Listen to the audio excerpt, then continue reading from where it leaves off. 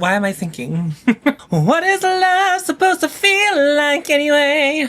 Why is it so hot in Pittsburgh in early October? What's up, Victoria? It is me, Victoria, and today we're going to reflect on the purchases I made in October of 2024. If you're new to my channel, hi, welcome. My name is actually Tom, and what I like to do on my channel is to promote smarter consumption. So making sure that whenever you are making a makeup purchase, you are buying something that's adding value to your collection that you are going to use and maybe is filling a gap in your collection as well. If that sounds good to you, I would love to have you subscribe. Please check out my pinned comment to support people who need your help right now. So this is a series I do quite regularly. Basically what I do is I look back at all of the makeup I purchased in the year prior in the month that we are in. So right now we're in October. In October 2024, what did I buy? How do I feel about that purchase now? And this is great work to do, and I highly suggest you track your purchases, whether you collect makeup or Labubu's or whatever. Like, I don't know, whatever you're doing, tracking this like this I find has been very helpful and maybe the most helpful activity that I do to track my consumption. Not so much as like a budgeting thing, which I have done budgeting in the past with makeup, but this definitely helps me reflect on things and gives me like a timeline. So it's like 1 year later, how am I feeling about it now? Why did I buy the product then?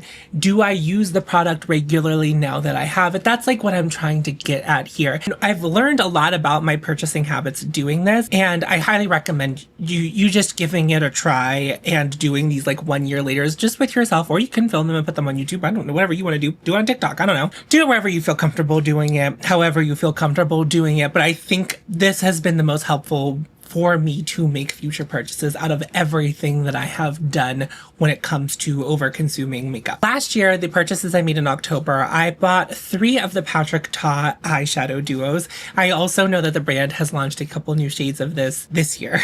So I bought 3 of them. I did buy them to do a video on. I wanted to do a dedicated review to them because they are something that's kind of right up my alley and something that I knew my audience would be curious what my thoughts of it were. But also this release, I think, was one of the releases that happened last year that I think caused a bit of a kerfuffle. I also feel that it was the second release in a row that the brand Patrick Ta had put out that felt way more expensive than it should have been based on the pricing of the brand otherwise. I do a series on my channel called Critical Sass. I used to do it much more regularly than I do it now, mostly because it got bigger than what I thought it ever could be, and it's a lot harder to produce. I feel like I have a little less passion for always knowing what new makeup releases are happening, and I don't think I get caught up in that cycle as much as I used to. So now it feels like a little more of like a every other month kind of quarterly activity I do. Anyway, I talk about new makeup releases in that video, and I remember kind of reading this product to filth in the Critical Sass I did where I discussed it. And then as time progressed, I thought, okay, but I think it will still make sense as a purchase for a video. One thing that is nice about this job is whenever I do stuff for this work, I can write off expenses. So that was what I did. This was a work purchase. This was this job purchase. Now, this is not my full-time job. I'm not trying to like make anyone think that this is my full-time job, but I do make money doing this. It was work expense for that video. And what happened, if you weren't there, if you didn't watch the video that I made for it, basically what happened is I accidentally bought one of the duos wrong. Like I bought a duo that I didn't mean to buy. And whenever it came in the mail, I was like, oh, this one looks a lot different than the other one I bought. That's weird. Just like the formula, because I felt like the brand was selling them as one thing and I needed to get to the bottom of whether or not they were actually the thing that the brand was selling us. And the answer to that question was kind of. I'm going to refer you to, and I'm going to try to remember to link in the cards, the Patrick Ta eyeshadow duo video I did. I also feel like it could be relevant to the new shades being released, even though I'm not talking about those shades directly. I think there are still nuggets of information that might be valuable to you in that video. So I did buy them for video, which changes the context of the purchase. I do track purchases I make for myself, like makeup that I want to buy that I'm not really buying for the sole purpose of doing a review video on. Sometimes I'm interested in makeup that was released years ago that I'm like just interested in trying.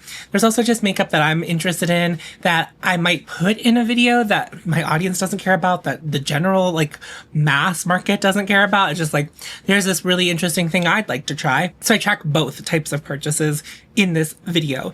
So obviously this context is probably going to be different than your context of buying makeup. So I did the video. Whenever I think about purchases for the work, it has to do well in a number of things.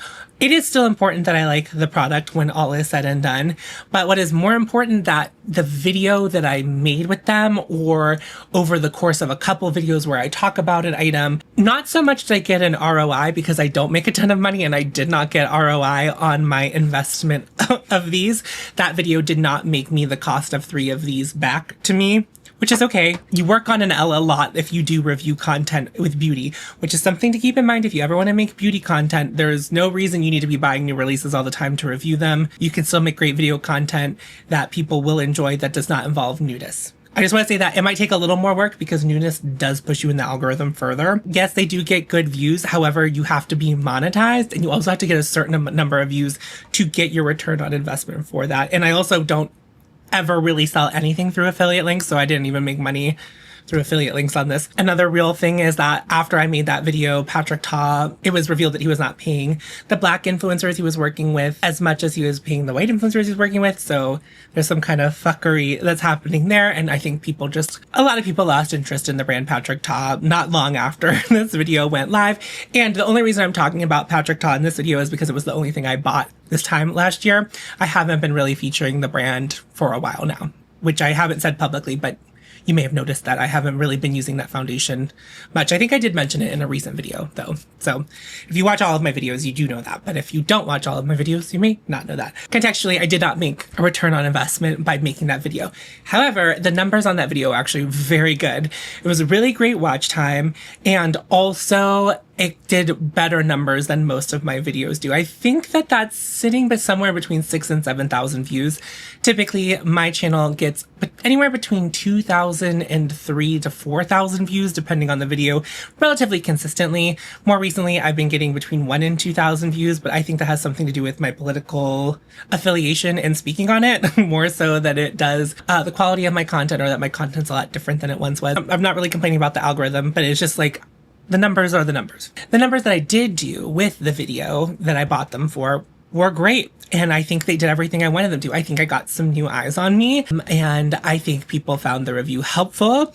There was also discourse that people didn't agree with my takes on it, because basically the TLDR is that I don't like that they are duos, and I think that they are too expensive. And I don't think they're anything as that special. You can watch the long video if you want to. There is a little bit of ROI, but not total ROI on that video. Great views. I think I got a lot of subscribers through that video. I also think that Hannah shared that video in a video, Hannah Louise Poston. And whenever a content creator that's larger than you shares your content, you typically get more eyes on you. And, you know, that was also helpful. And it's also a product that I think Hannah's audience would be interested in. So perhaps, you know, I got more clicks because people were interested in hearing a more long form review than what Hannah was doing. Do I like the product? I think they're fine. I think they're fine. And I do still have a duo of the 3 duos that I bought. However, I Frankensteined my duo. So I actually took the 2 shades I liked the most, which were not in the same duo, and put them in my own. Now, I still have this.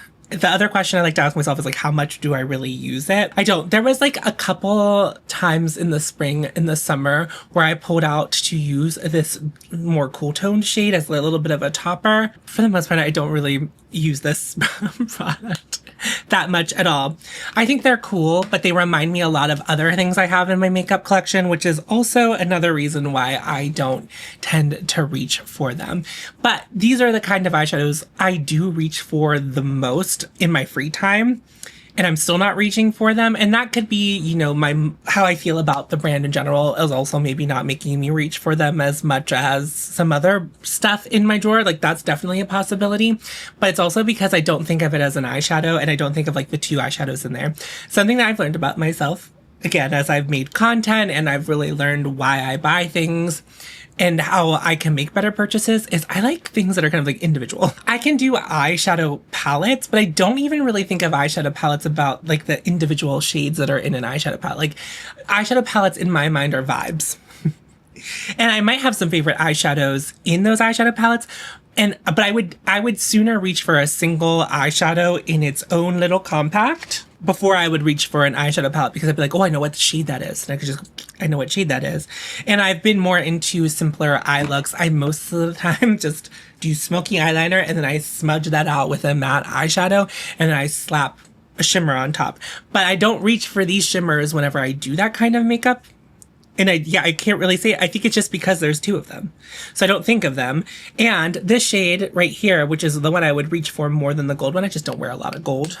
But I thought that gold was really pretty. I have a lot of eyeshadows that are like this smoky taupe, shimmery smoky taupe. I have a lot of eyeshadows like that. It's not my favorite formula of this kind of thing. And the duo doesn't register in my mind. But I did want to like keep it in its packaging, which may have been my fault. I made my own duo. I kept it in the original packaging as a duo, and I'm still not really out here like using it that much.